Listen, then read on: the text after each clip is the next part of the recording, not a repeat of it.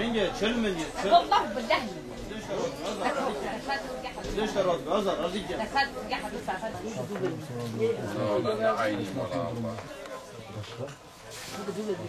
Doların yükselmesi sizi nasıl etkiledi? Vallahi bize çok etkiledi. Alamıyoruz mal. Biz aldığımız mal da satamıyoruz bir an. Bütün müşteriler hepsi itiraz ediyorlar. Mesela diyorlar ki dün almışız takvime göre 50 milyon. 2 gün geçmeden 60'a çıkıyor. Millet şaşıyor, diyorlar acaba nasıl ikide bir, yani bir haftanın içinde bu kadar 10 milyon gelip parça üzerine. İşte onların itirazı var, yoksa biz alamaz satamıyoruz. Yani tabii esnaflar çok etkiliyor. Yani şu anda normalde mal alıyorsunuz. Ama satamıyoruz. Zaten aldığımız da zaten pahalıdır. Yani her haftada fiyat değişiyor. Biz alıyoruz ama biz sattığımız zaman biraz zor oluyor. Satamıyoruz.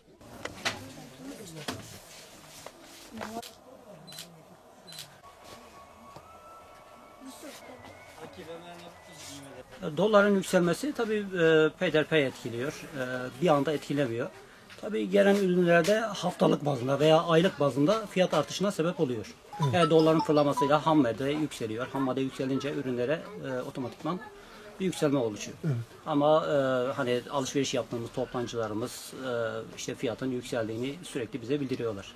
Valla halk sanki biz yapmışız gibi neredeyse bize kızıyor. Ama normal karşılıyoruz. Yani alışveriş yapıyor mu? Halka yapabiliyor mu Yani alışveriş? şu an için yapıyor. Yani şu an için belki hani tam hani bu bir yükselişin belki farkında değiller. Ama şu an için geliyorlar. Yani alışverişe çıkıyorlar. Şu an işler iyi ama önümüzdeki süreçte hani bir duraksayacağını öngörüyoruz. Mal satılıyor. Yalnız kar oranı düşüktür. Eskiye göre çok düşüktür. Ama ileride sıkıntı olma durumu da var yani. Aldığımız ip sürekli yükseliyor. Çünkü bunun ana maddesi dolarla iş döndüğü için alışverişlerimizde sürekli karlarımızdan feragat etmez durumunda kalıyoruz. Ondan dolayı şu an durumlar iyi gidiyor da satışlar oluyor. Yalnız kar oranı düşüktür yani öyle. Yani doların yükselmesine rağmen satışlarınız oluyor. Satışlarımız olmuyor desek. Esnaf bu noktada bir şikayet ediyor mu sizler?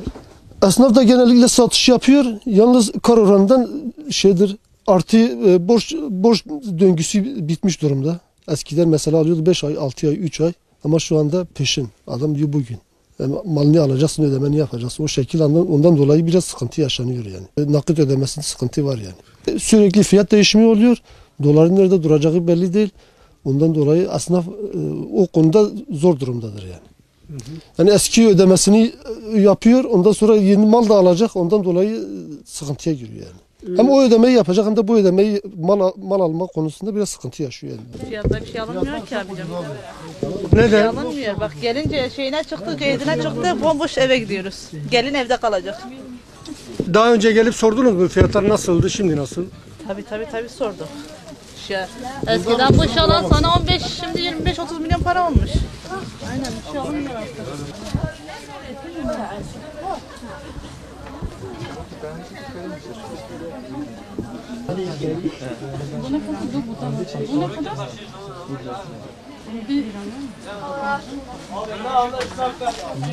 Doların yükselmesi, özellikle ithal olan ürünlerde fiyat artışı günlük ya da haftalık bazında herkesi etkilediği gibi bizi de etkiledi.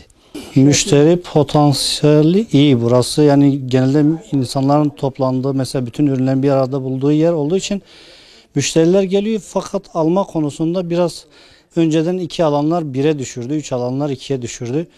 Alış açısından biraz zor durum. Yani biraz fiyat yüksek olduğu için millet lükse kaçmıyor artık. İhtiyaç olanını alıyor.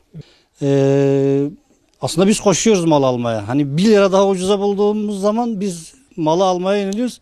İş o şekilde oluyor yani. Olmuyor desek biz hani alalım da müşterimiz kaçmasın hep babında alıyoruz. Onlar da haliyle iş yapıyorlar bu pahalılığa rağmen. Öyle bir de dezavantajı var bu işin.